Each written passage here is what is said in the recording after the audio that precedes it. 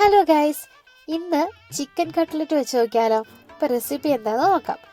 400 gram ചിക്കനാണ് എടുത്തിട്ടുള്ളത്. അതിലേക്ക് ആവശ്യത്തിന് ഉപ്പും 1 ടേബിൾ സ്പൂൺ കുരുമുളക് പൊടിയും 1/4 ടീസ്പൂൺ മഞ്ഞൾപ്പൊടിയും കൂടെ ചേർത്ത് വേവിച്ചെടുക്കുന്നുണ്ടേ.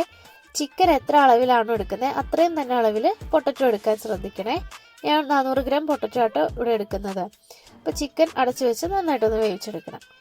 നമുക്ക് വേറൊരു കടായിലോട്ട് വെളുത്തുള്ളി, ഇഞ്ചി, പച്ചമുളക് ചോപ്പ് ചെയ്ത് ചേർത്ത് കൊടുക്കാവേ. അതിൻ്റെ പച്ചമണം മാറുമ്പോൾ 2 മീഡിയം സൈസിലുള്ള സവോള ചെറുതായിട്ട് ചോപ്പ് ചെയ്ത് ചേർത്ത് കൊടുക്കാം. അതൊന്ന് നന്നായിട്ട് കുറച്ച് ഉപ്പ് ചേർത്ത് വഴറ്റിയെടുക്കണേ. അതിൻ്റെ കളറ് മാറുമ്പോഴേക്കും അതിലേക്ക് 1 teaspoon chicken masala, 1.5 table spoon garam masala, 1/2 teaspoon Kashmiri chilli, ചെറിയൊരു കളറിന് വേണ്ടി മാത്രമാണ്, അത് ഓപ്ഷണലാണ്. പിന്നെ 1 ടേബിൾ സ്പൂൺ കുരുമുളക് പൊടി, ഇത്രയും ചേർത്ത് നന്നായിട്ട് ഈ മസാല ഒന്ന് മൂപ്പിച്ചെടുക്കണം. മൂത്ത് വരുമ്പോഴേക്കും ഇതിലേക്ക് നമ്മൾ ചിക്കൻ വേവിച്ചത് ജസ്റ്റ് ഒന്ന് ക്രഷ് ചെയ്ത് എടുത്തിട്ടുണ്ടേ, അത് ചേർത്ത് കൊടുക്കണം.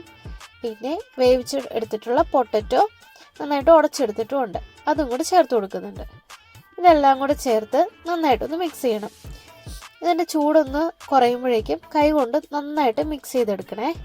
വീഡിയോസ് ആദ്യമായിട്ട് കാണുന്നവരാണെങ്കിൽ എൻ്റെ ചാനലൊന്ന് സബ്സ്ക്രൈബ് ചെയ്ത് സപ്പോർട്ട് ചെയ്യണേ, മറക്കല്ലേ. അപ്പോൾ ഇനി അടുത്ത് നമുക്ക് ഒരു മുട്ട എടുക്കണം.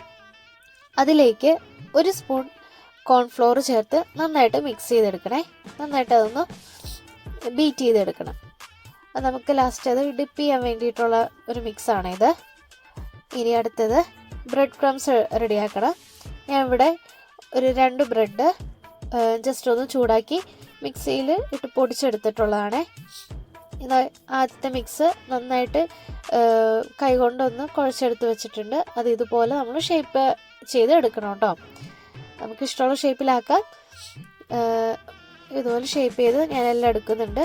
അപ്പോൾ ഇത്രയും കിട്ടിയിട്ടുണ്ട്. അപ്പോൾ ഈ ഒരു അളവിലെടുക്കുമ്പോൾ 14 എണ്ണം കിട്ടുന്നുണ്ട്. ഇനി ആദ്യം മുട്ടയുടെ മിക്സിലോട്ട് ഒന്ന് ഡിപ്പ് ചെയ്തിട്ട് ബ്രെഡ് ക്രംസിലൊന്ന് കോട്ട് ചെയ്ത് നമ്മൾ നല്ല ചൂടായിട്ട് കിടക്കുന്ന എണ്ണയിലോട്ട് ഇത് ഇട്ട് കൊടുക്കുവാണേ. ഇത് ഇട്ട് കൊടുത്ത് കഴിഞ്ഞിട്ട് ഫ്ലെയിം മീഡിയം ഫ്ലെയിമിലോട്ട് മാറ്റണം, അല്ലെങ്കിൽ പെട്ടെന്ന് തന്നെ കരിഞ്ഞു പോകും. ഈ ഒരു ബ്രൗൺ കളർ ആകുമ്പോഴേക്കും നമുക്കിത് കോരിയെടുക്കാം. ഒരുപാടിട്ട് ഇതാക്കണ്ട, കാരണം ഇതിനകത്തുള്ള മിക്സ് എല്ലാം വെന്തതാണ്. ഇതൊന്നും മുരിച്ചെടുത്താൽ മാത്രം മതി. അപ്പോൾ എല്ലാവരും ഈ റെസിപ്പി ഒന്ന് ട്രൈ ചെയ്ത് നോക്കണം. നല്ല ടേസ്റ്റുമാണ്, അതുപോലെ തന്നെ സിമ്പിളായിട്ട് ഉണ്ടാക്കാം.